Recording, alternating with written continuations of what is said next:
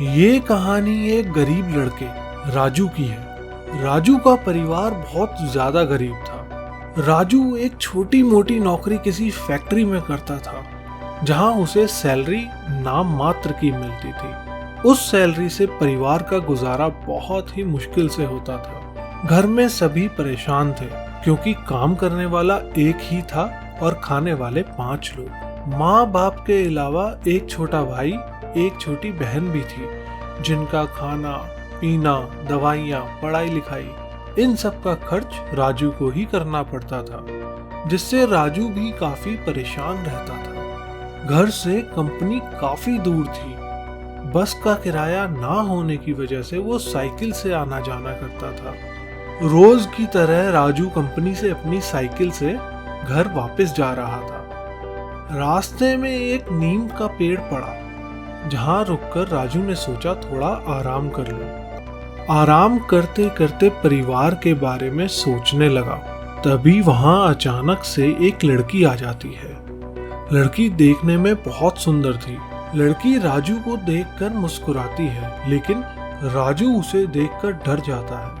लड़की राजू की तरफ बढ़ती है, लेकिन तभी राजू कुछ कहे बिना ही वहां से भाग जाता है। राजू घर पहुंचकर ये सारी बातें अपने परिवार में बताता है।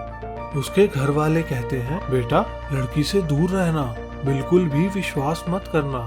ये सिलसिला कई दिनों तक चलता रहा। हमेशा की तरह राजू भाग जाता था। एक दिन राजू जैसे ही पेड़ के पास पहुंचा, लड़की ने उसका हाथ पकड़ लिया, जिससे राजू बहुत ही ज्यादा डर गया। डरो मत, मैं तुम्हारी मदद करने के लिए आई हूँ। तुम हर रोज इस पेड़ के पास बैठकर क्या सोचते रहते हो? बताओ तो सही मुझे। मैं तुम्हारी ज्यादा मदद तो नहीं कर पाऊंगी, लेकिन कुछ मदद तो मैं कर ही सकती हूँ ना। राजू पहले मना करता है कि कुछ नहीं, लेकिन लड़की बहुत जिद करती है, जिसके कारण राजू को अपनी सारी परेशानी बतानी पड़ती है। तुम आज रात इस पते पे पहुँच जाना। राजू दिए हुए पते पे रात के वक्त पहुँच जाता है। वो लड़की राजू को एक घर के अंदर ले जाती है।